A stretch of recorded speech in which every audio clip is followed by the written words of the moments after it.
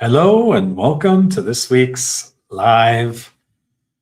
We have our second session of the year. We skipped last week for technical reasons. But it'll also be the last session before the upcoming India retreat. So planning is in full steam and we'll need next weekend to prepare. So I know many of you I'll be seeing there, so it'll be wonderful. And if you are still contemplating attending, there's still time. Registration closes tomorrow. But you can always reach out and we can see what we can do. And the whole point of retreats and even of these weekly sessions is to move from the intellectual state into the felt knowing state. So it's wonderful to expose ourselves to information that's really valuable, because often we feel like we're going crazy and no one understands us and the world is telling us we're wrong and that we're a problem to fix. And really what's happening is we're becoming more aware of our own feelings, where they stem from, the inherited dark areas of our subconscious, more aware of what motivates other people, what makes them say. It's not just the words, but the motivation behind it. And very often then we see people more from their soul perspective. And that's the ultimate state of connectedness, is to not hear the words and interpret based on our own definition, but to actually hear the words as spoken through their need, through their soul contract of being here, and what they're seeking to learn and what they're seeking to grow from. And then to be able to support that when we see that so clearly. Oh, this is why they're saying what they're saying, or they're acting the way they're acting. It has nothing to do with us. It has everything to do with what station in life they're at, what point in their own evolution. And the best thing is to really support that, let them be. That's the best form of support for those around us who we may be seeing that they're struggling or suffering, or we see repeated patterns. Best way is to hold space for their being. And in that being, we're no longer judging them. And when people don't feel judged, they can breathe more freely, they can self-reflect. There's space there for them to look at themselves and see why things are happening, where they can grow. And most important is, of course, to let ourselves be. In fact, we can't really let others be until we've cultivated that quality within ourselves. Our own inner voice is our guidance. And when we're blocked from that, instead we're listening to the mental inner critic, then we've got some work to do to unblock that, come out of that wiring of blame and guilt and regret, and just the lower frequencies that are blocking us from hearing our inner voice, or our truth. And that truth is ultimately a universal truth. So that's our connection to higher consciousness, our higher self. So we got to do the work first before we can help others.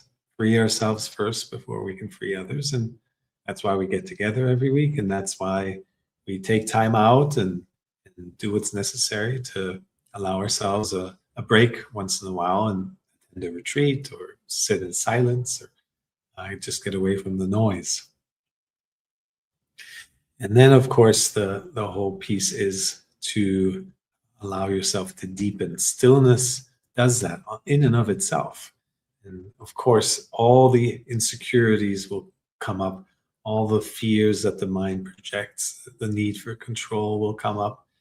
And we have to develop a technique and some resilience, and of course, a stronger awareness muscle in order to deal with these fearful thoughts, anxious thoughts. But that's all they are. They're just thoughts. And if we believe them, then they become real. If we attach ourselves to them, if we get lost in them, we let ourselves get absorbed into them, then it feels real. And then it is real. The body responds a certain way. Your your mind doesn't know the difference between a real fear and an imagined one. So we have to develop that awareness muscle so we can tell uh, beneficial thoughts apart from unpleasant thoughts that we don't need to give our attention to. So these sessions, retreats, reading books, spending time in stillness, these are all tools that cultivate a greater perspective within ourselves, a greater toolbox to then, when we encounter the unknown, when we encounter unforeseen situations, when things happen that may or may not seem beneficial, to have that greater perspective to realize, okay, this is what's happened, but let's see what happens next. Let's see where the story goes, and be part of that unfolding. Most of our suffering, if not all of it, comes from our reactivity to what has happened, to wanting something that has already happened to be different, which is quite illogical if you think about it. That's where most of our energy goes. We burn so much time and energy and resources on resistance. It's just resistance to what somebody said, resistance to headlines we read, resistance to how our day went, resistance to why we're sitting in traffic. And that part, the resistance part, we have control over. We can come out of that. Of course, it's not pleasant to be in certain situations, but most of the anguish, most of the suffering is the resistance part. Most of our suffering is self-induced. And that is not to say we should blame ourselves. It's just a recognition that's necessary as a first step to then take responsibility for our happiness and come out of it, come out of the strain.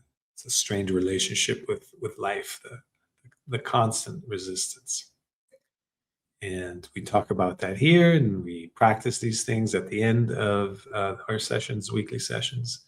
And then, of course, at retreats, we go on a deep dive into that space to find that sense of permanent calm, that sense of permanent being and purpose and belonging and unity, and not feeling so separate any longer, so anxious, so constantly in combative mode.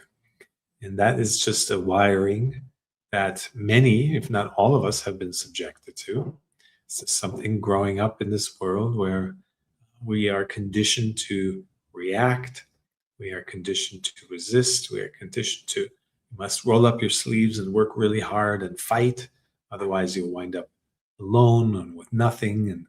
And then, of course, alone carries judgment.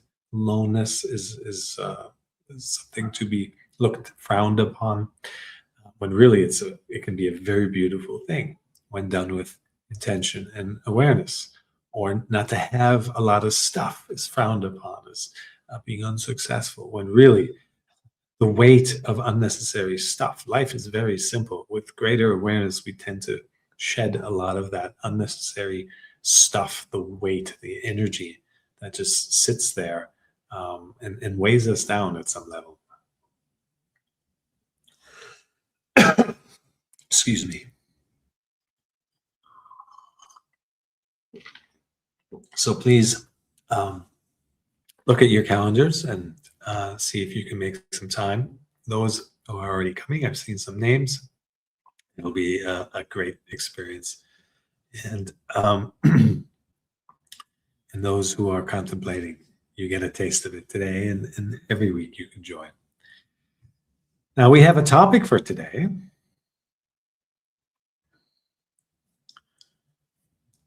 It's the pressure to make yourself happy and why it doesn't work. So there's already a giveaway phrase in that, which is pressure. And whenever we feel pressure, whenever we feel anything, it could be boredom, it could be procrastination, it could be fear, it could be um, anxiety, it could be getting lost in thought.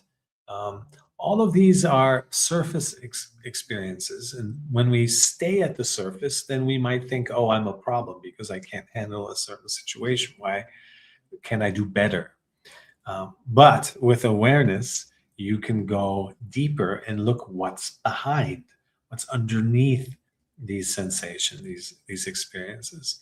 And that's where the great benefit of greater awareness really comes in.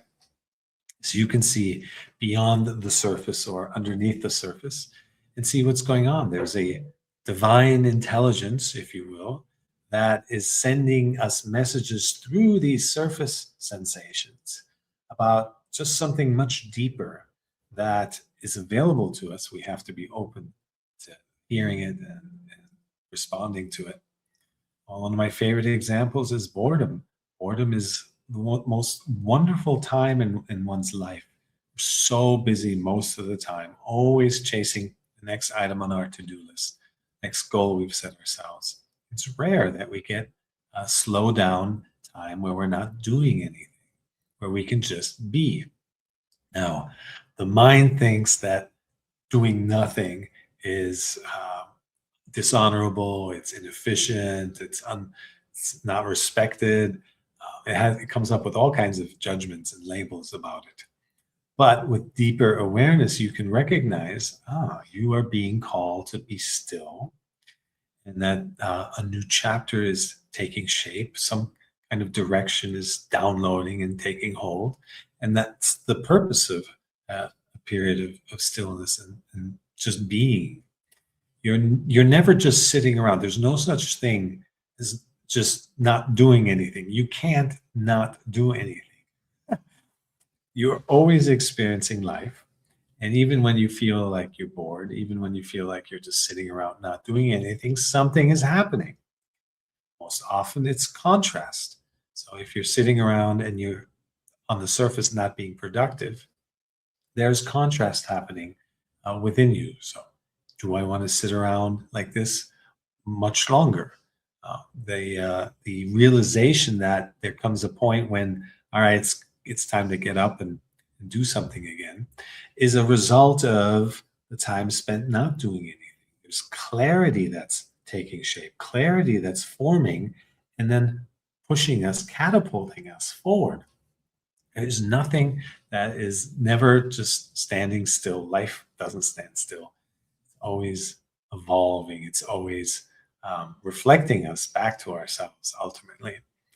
Life is just a mirror. And when we experience things, we're ultimately just experiencing ourselves all the time. Me. Everywhere I look, I see me. And there does come a point where you have strong enough awareness that you're no longer living from the identified me, the little human, as I like to call him, but you're living from your awareness of the little human, from your awareness of your thoughts, of, of your feelings, and other people's thoughts and feelings and what's going on around. So suddenly, awareness, there's no fear in there, there are no subconscious motivations, that patterns that just blindly repeat. Awareness is pure presence. It's being here with the happening, experiencing the unfolding of life right in front of us. That's really the only limitation to awareness. That has some spatial uh, limitations.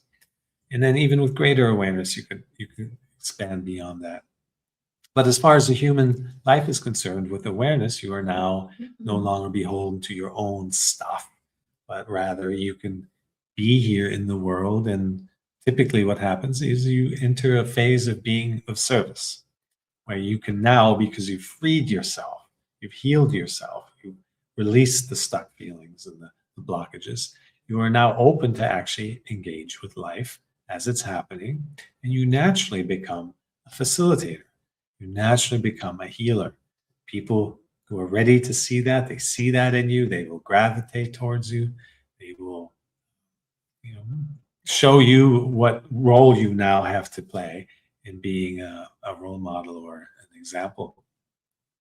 And of course, the work never stops. That's not ever a state while we're on earth, while we're in the human form. There's always more growth, there's always more to learn. And humbleness of all things is one of the key things. Um, Patience is also another one. Oh my gosh, to the end of your human days, Patience will always be there as a test. All right. So coming back to the pressure, thank you for the thumbs up. Coming back to the pressure to make yourself happy. And this is one of many pressures that we get imprinted with just by growing up. It could be well meaning parents or caregivers or even teachers and peers who just say things that they themselves are just blindly repeating and don't have full awareness of. And a lot of that has to do with achieving goals, achieving your happiness. Um, the entire education system, the entire workspace, it's always about deadlines. It's always about meeting the next, preparing the next test, and the time between now and when you get to that threshold is hardly has any value. It's hardly discussed even. If anything, it's just work hard now so that you can benefit later. And that is a dangerous recipe for unhappiness and disillusionment and disappointment. The pressure starts to build up of, oh, I'm sacrificing my connected state, my joy, my recognition of who I am now, the space to actually work on myself as who I am now. All of that gets relegated in order to just achieve another goal. And so when you find yourself feeling like you haven't yet arrived, which is the penultimate uh, feeling of modern civilization, is like, when will my life start? When do I get to start, living my life? And that's because we're just conditioned to chase outcomes. And when you're chasing, you're never here. You will chase forever. The universe is energetic in nature. It will respond in kind to what we put out. So if you're putting out the energy of chase, of need to get somewhere, need to, I'm not happy where I am here, need to become somebody else, then that just keeps going. The signs and the omens, the opportunities to find yet another outcome, chase yet another goal will continue. There's no standing still. It's what you're putting out is going to come back in multiples. So that just keeps going until one day you say stop. And that usually happens when we burn out, when we've done that life version of life long enough to recognize this isn't working. And if you find yourself here listening to a stream like this and a talk like this, then perhaps you've already experienced that. Someone asked me today what depression means. And that's another great example. It's your body sending you a message that you're not aligned. Something in your life, maybe you're in an imbalanced relationship, or you're not happy at your job, or it's a toxic environment, the people around you, whatever it may be. It could even be not eating well, poor nutrition, poor sleep, for many, many different reasons. But ultimately, depression is an energy that is sending you a message that something is off, and it's an invitation to go deeper. There's nothing wrong with us ever. It's always body trying to self correct through sensations. The mind likes to look for dangers and fear and keep us safe. That's when we live in our head exclusively. That's why we're always anxious. When we get into our body and can really connect and stay connected, then our body is the most perfect GPS, constantly relaying information about, are we living in alignment? Are we living from truth? Are we truly subscribing to our conscience? Are we really in our higher self? Or are we living from lower frequencies? Are we living from fear, from blind patterns, from denying our truth? So when we deny our truth, then it comes out as depression, anxiety, and all kinds of other things. When we live in alignment, then our sensations are pleasant. Life feels like flow. There's opportunities. You see the opportunities. There's actually always there. It's just you can't see them when you're depressed or when you're not looking because you're lost in thought. But when you are here and when you are present, then you are making yourself available. You're in receiving mode for all that life has to give. And it has so much to give. It has so much variety, so many unimaginable adventures. The idea that we can know and control our way through life is one of the biggest illusions. That's why the upcoming retreat is called The End of Illusion, is to recognize that we can't know anything. And you can even reflect on your own life and remember maybe an event when you thought it was detrimental or a disaster or you're never going to heal, or whatever it may have been. And then as time goes by and perhaps you've done some work around that, then you realize, oh my goodness, this event actually was a blessing. It made me who I am today. It pushed me deeper, it made me let go of the blind patterns. And so we can't know when something happens, if it's right or wrong, good or bad, true or false, for me, against me. These are all labels, statements of permanence that the mind likes to apply. But that's not life. Life is always evolving. You've probably heard this beautiful parable about the Chinese parable about the farmer who had a horse. The horse ran off, and the neighbors came and said, "Poor you, your horse ran off." The farmer said, "Maybe." And then the next day, the horse came back with his horse friends, and now the farmer had a whole stable of horses. And the farmer's neighbors came and said, "Oh, lucky you, got so many horses now." And the farmer said, "Maybe." And then the farmer's son rode one of the horses and fell off and broke his leg. And the neighbors come running and say, "Oh, poor you, there's such a that disaster that happened." And the neighbor said, the farmer said, "Maybe." And then the military comes and wants to conscript soldiers, and they can't take the son because he broke his leg. And the neighbors come running and say, "Oh, how lucky you," and so forth. It's never ending. We cannot know what anything means. And to stop and react to anything, positive or negative, really makes no difference. It's a mental reaction, a judgment that we pass constantly, all day long. This is how we're so conditioned in our head in reactivity to label everything, to be consumed by duality. The This is either good or bad. This is either true or false. The real connected state is to experience things. And yeah, your body will say, "Oh, this resonates," right? This is the felt knowing, not the mental judgment.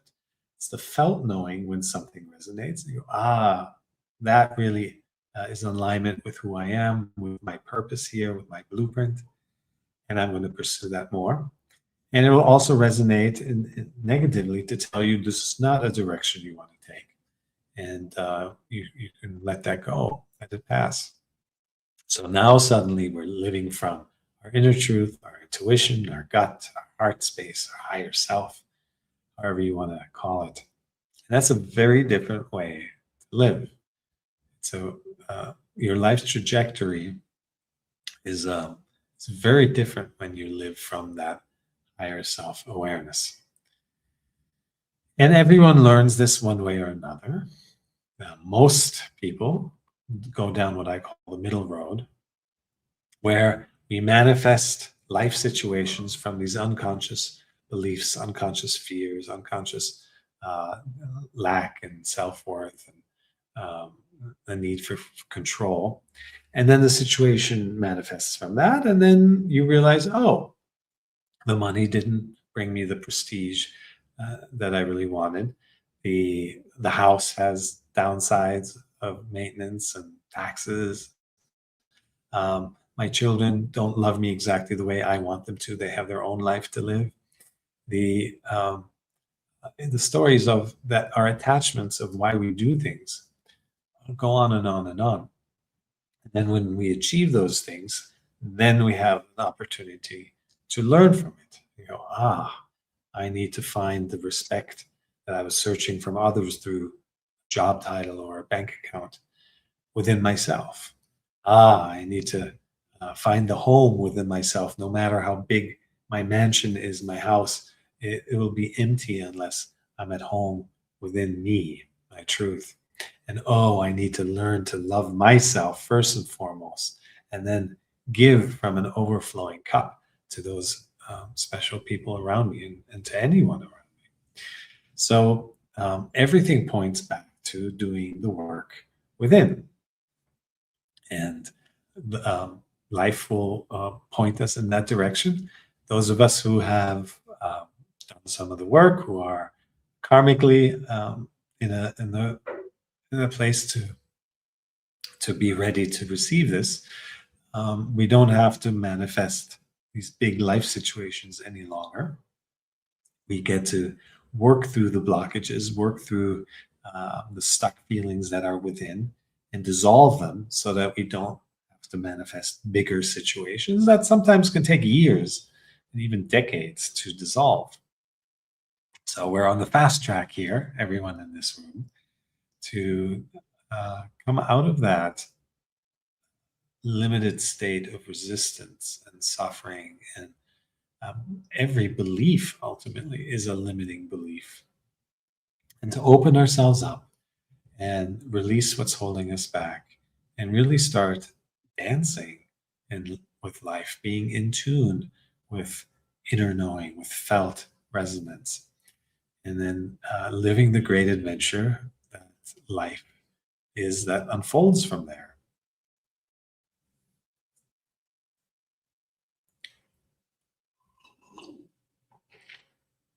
So this external pressure to make yourself happy by achieving certain things, the most usual are career, ownership, all kinds of things, um, family and being in a relationship or kids, or just these milestones, a certain amount of money in your bank account. And these are external pressures that are telling us, oh, this is what will make you happy. And we keep chasing those things. And then again, we can learn the long way that when we achieve those things, we realize that life fades, life is continuous. The morning after you achieve anything, you still have to get up and brush your teeth and eat your breakfast and go out into the day and keep living. And if you're always just waiting to start living because, once I achieve this or once I have that, then we're spending most of our life in waiting mode. That's where we feel like we haven't yet arrived. Life hasn't begun. So, reflecting on that within yourselves, is there any of that that's happening? Journaling is one of the most powerful tools. Long before I was writing books, I was journaling. In particular, um, in the beginning, I didn't understand why journaling would be so effective, but then somebody explained to me that the writing isn't between your head and the words, but it's the connection between the words and how they make you feel. So when you write, when you journal, it doesn't matter if it's for a minute or 30 seconds. If you can't think of what to journal, write about, I can't think about what to journal. And that will start to flow. You'll before you know it, you'll write an essay. Um, but the connection is between as you write the words and then noticing where that shows up, where those sensations trigger you. And then you can pause and work on that spot, stay with it, observe it, give it the space it needs. And it's really a self cleansing mechanism. As work through these layers of onion layers of stuck feelings, you move closer and closer towards your true self, closer and closer towards a connected state, a source led life. And no one can stop you from doing that. And it's all up to you how much time you invest in healing yourself. And the beautiful thing there is that it's once you unlock and pivot into this mindset of, oh yeah, that's actually what we're here for, then you orient your entire life towards the inner work, the self healing, and then the coming out of that, turning the corner, healing into being of service, into helping others. And that's really what we're here for. Everything before then is, it has its place, but if it's not done from awareness, then it's most likely driven by subconscious behaviors, patterns, fears.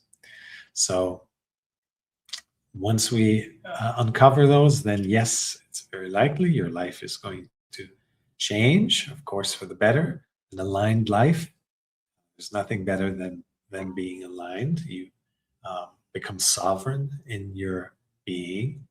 You see the world very clearly, and you have enough awareness to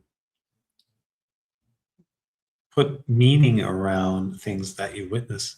So even when you see quote unquote tragedies or struggles that somebody else might be going through, you have a deeper sense of that there's a purpose behind even that. And that ultimately, the purpose behind all of human suffering is to wake us up, because otherwise we wouldn't. It's just how life is designed. We're in our comfort zone. No one has ever awakened from convenience. Hmm. So, pressure being one of those sensations, those obvious symptoms that are pointing to what's really going on here. If you're feeling pressure, it's an invitation to step back and reassess. It could be pointing you into another direction. It could be saying you need rest. It could be saying, look at it from another angle. There's a better solution somewhere. It could be saying all kinds of things. But if you just insist one way, and that one way is generating a lot of pressure, then it's not going to be a happy experience. And the outcome will be full of that pressure. So, always listening to our bodies.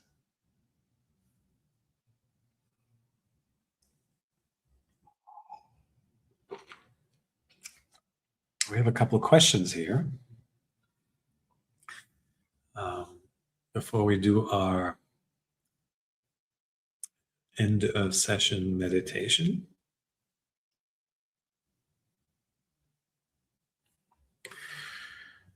Having a relationship problem with a close family member, and every time I try to fix it, it gets worse.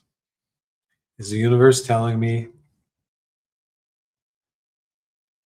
oh, sorry. Is the universe telling me to stop trying and leave it all as it is? In a way, it is. The trying is your way of wanting to fix something. One of the big challenges when we become more aware is that we want others to see it too. We want them to be as aware.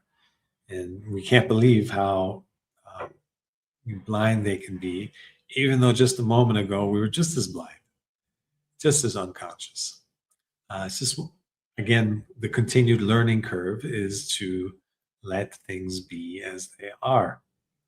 So when you have greater awareness, same thing applies to parenthood. When you have the little ones that are out there and to live their own life and make their mistakes and learn their lessons, you can say all the wise things in the world, and they're not going to listen, because that's not how wisdom works. Wisdom is tied to your struggles. It's tied to falling down and then getting back up again. It's tied to making mistakes, and it's tied to having a at the deepening experience that living unconsciously brings when you then realize that there's a better way. So in a way, the wanting this situation with your family member to be better is a tricky one. It comes from a good place.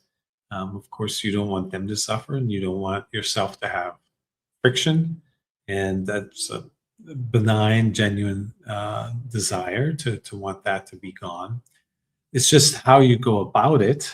That's where the trick lies. And if you want others to be different, that's already, even if you don't say anything, just energetically, by wanting them to be different, you're already creating resistance. And remember, the universe is energetic in nature. So you're putting out resistance energy. Other people can feel that, even if they can't articulate it. They can sense that you're judging them, that you want them to behave differently. And then they won't. They will go into defense mode and actually dig in their heels even more. So, yes, you can want others to be in a better place. You can want relations in your family or any relationship to improve, but then how you go about it is the key. And you go about it by witnessing others in whatever behavior they are, and holding space for them, and letting them express themselves, and recognizing with greater awareness, you can recognize they're just needing to express themselves. They're needing to vent, or this is a pattern that's being blindly repeated, probably picked up by your parents and passed down through the generations. You see those things, and suddenly it's no longer a personal issue. You're no longer taking it as an affront to me, to yourself, because you see the bigger picture. And this greater awareness allows you to just hear them out. And if you feel called to then say something or act, you will naturally arise from the situation. You don't have to.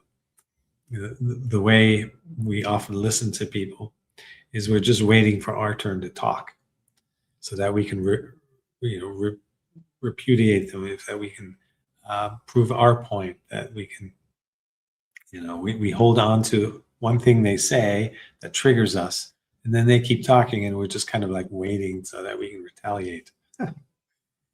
It's at some point it becomes, comical.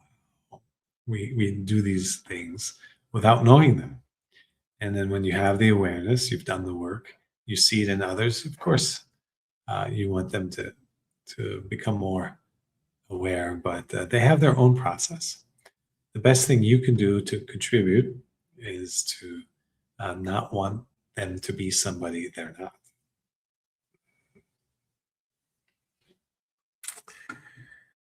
All right. And I think one more. Can we align ourselves with the spiritual and physical worlds at the same time? So not only are we in the process of awakening and spiritual evolution, but also we have earthly achievements and enjoyments. Yeah. In fact, with greater awareness, greater, spirituality is just a word that describes a state of connectedness, of self awareness, of being in the flow, of not living in the past and the future, of not maintaining this smorgasbord of regrets and guilt and anger and shame and expectations and hope, control. All of this is all reflection of mind-based control mechanism.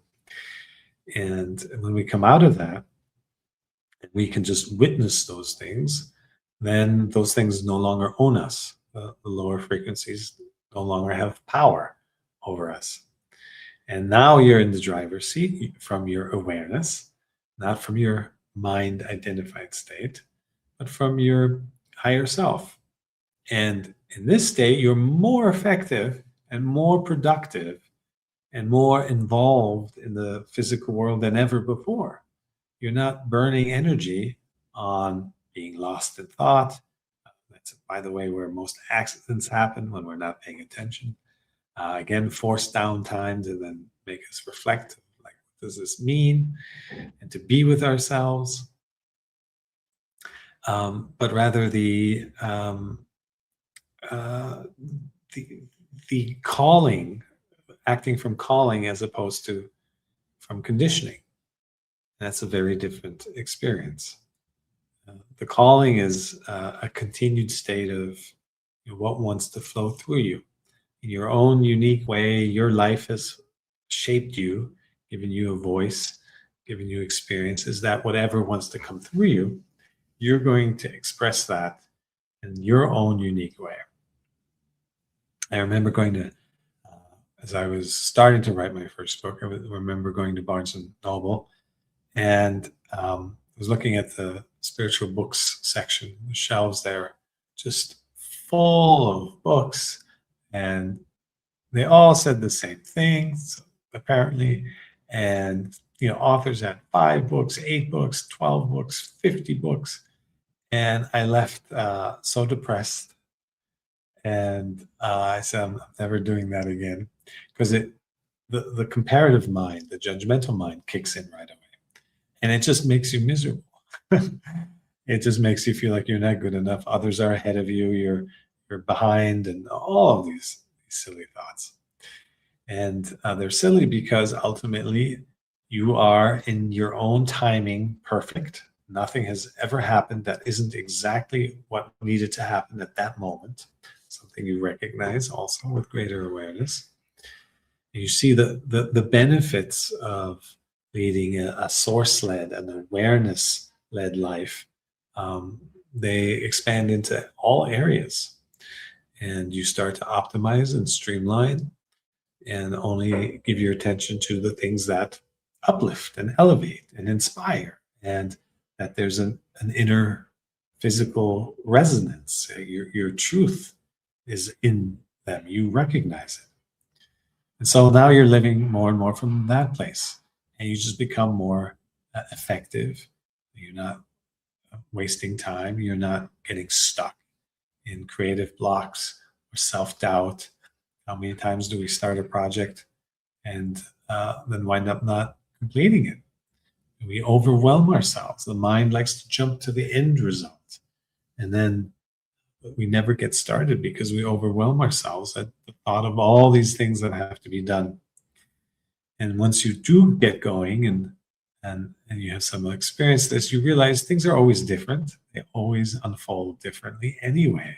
So sitting on your sofa and getting all wound up about how difficult it's going to be to pursue something, it's just made up. It's the fears that the monkey mind comes up with. On that subject of imagination, people often say, well, this visualization stuff, the law of attraction, feeling it as it is, does that really work? It's just imagined, right? Well, to that I would say, have you ever felt anxiety or fear about your future? And everyone has. Well, that's also just imagined. It hasn't happened yet. It's just something that you project, that the mind projects. So you can't accept one, the fears, and then reject the other one and say, "Oh no, the imagination of a beautiful life and a beautiful future, that one is not real, but my fears and anxiety are." Not how it works. So again, with greater awareness, you recognize these things. Like, oh yeah, being very selective how I apply my judgment of the value of my imagination. So with that, we've arrived at our last 14, 15 minutes. We're going to move into our um, meditation of the day. If anyone has any questions, there is a chat. Oh, I've been missing the comments box. Oh my goodness.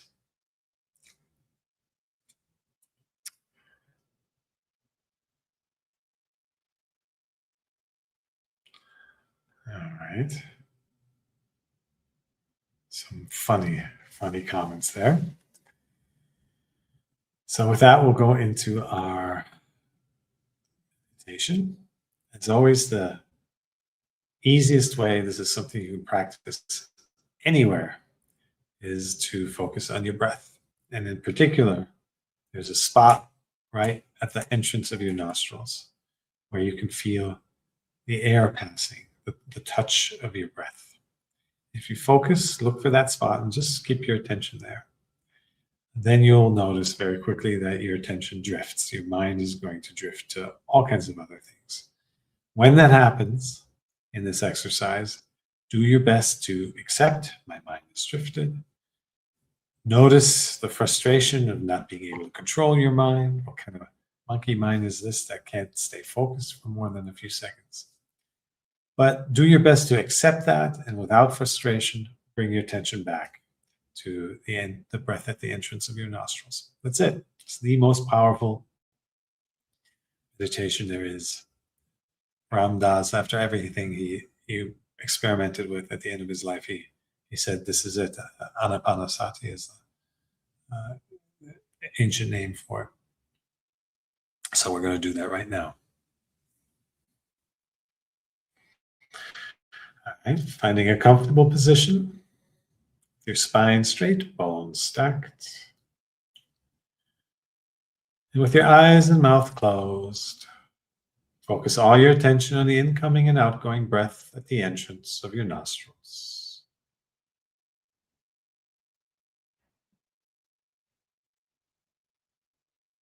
If you have trouble locating your breath, you can breathe slightly harder once or twice.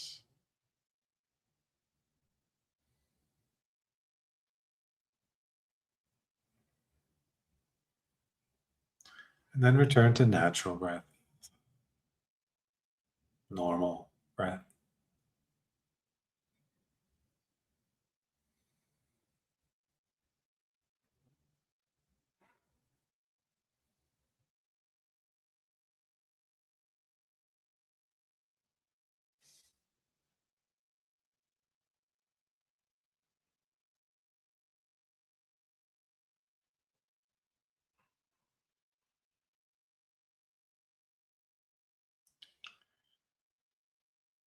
Let the details of your breath pull you in closer, closer into the present moment.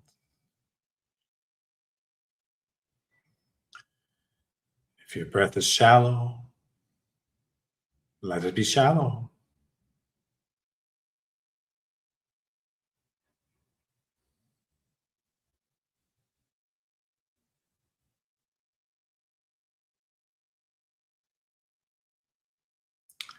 If your breath is deep, let it be deep.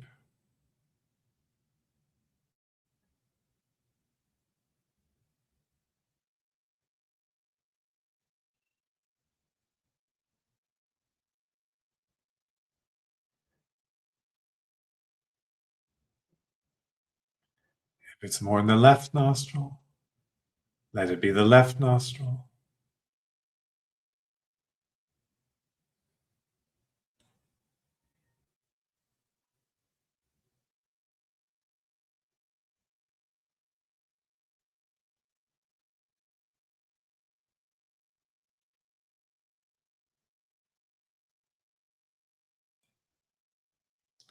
If it's more in the right nostril, let it be the right nostril.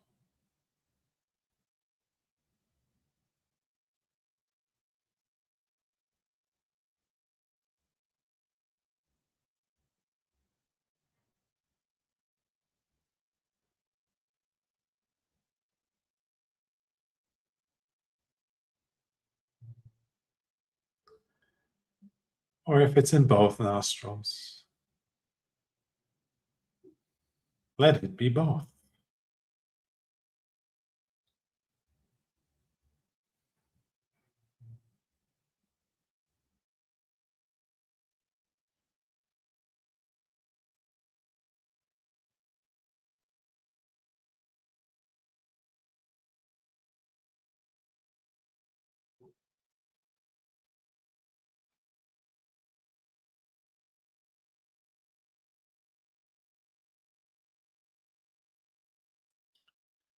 Notice the temperature of the incoming breath.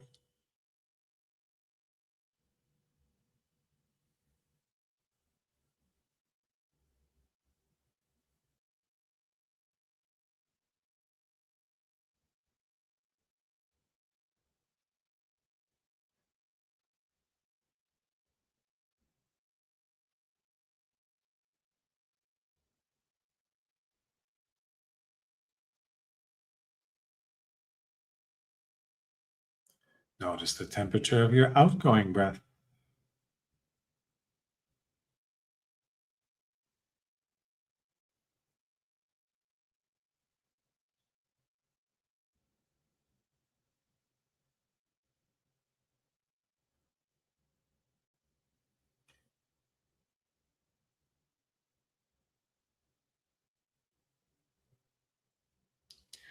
And notice if there's a difference.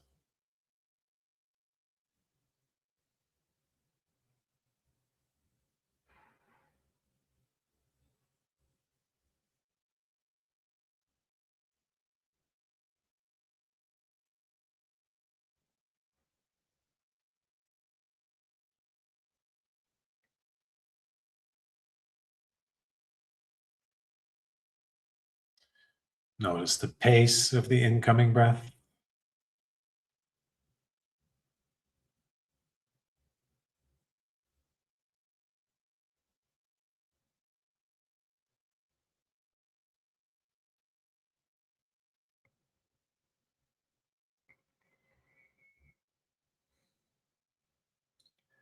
Notice the pace of the outgoing breath.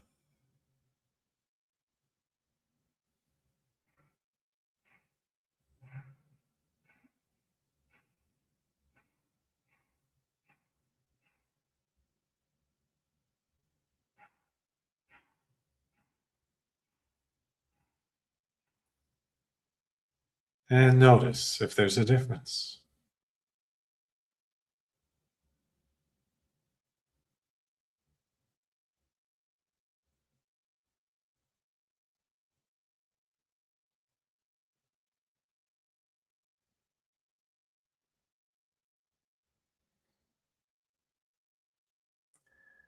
Notice the length of the incoming breath.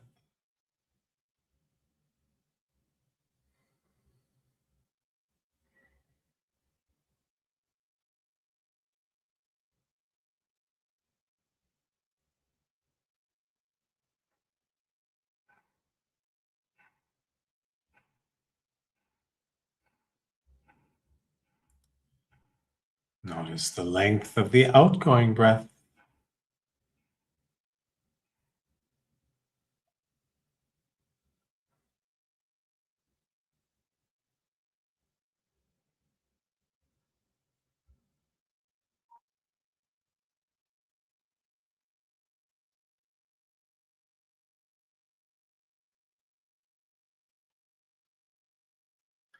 And notice if there's a difference.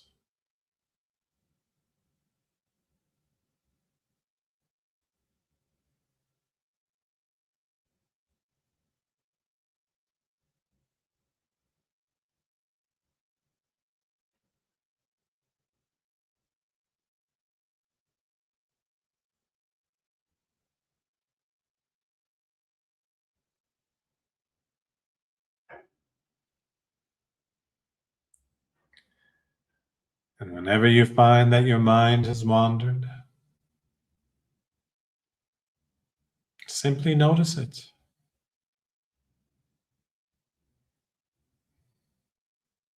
And without frustration, without dismay, but with full acceptance, bring your attention back to the incoming and outgoing breath at the entrance of your nostrils.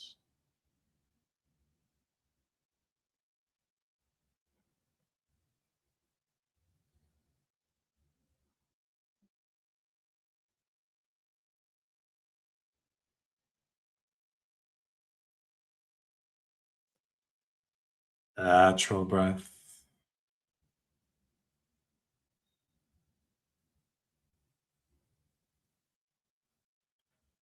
normal breath.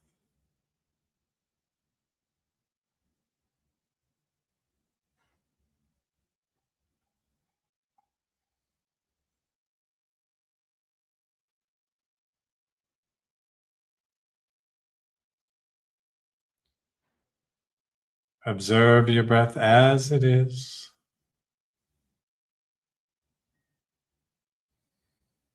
without wanting it to be different.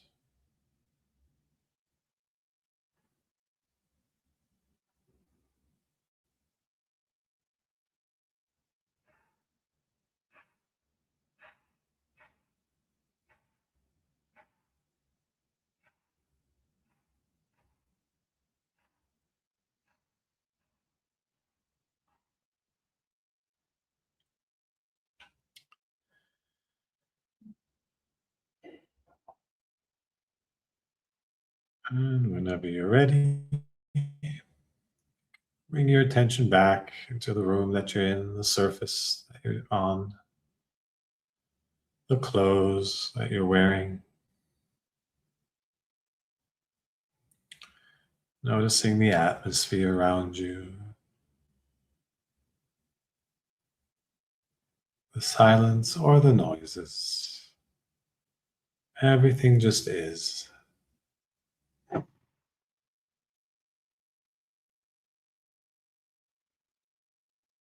Everything arises from stillness and dissolves back into it.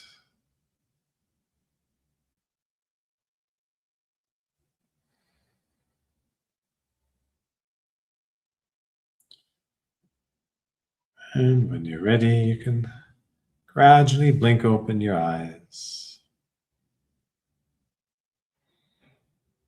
Come back into your space, into this dimension. Notice your peace,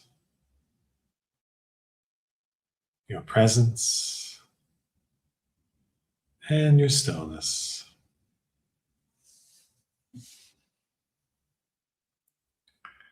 Stillness is not the absence of sound,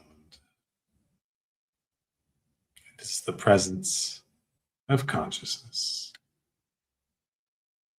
one consciousness.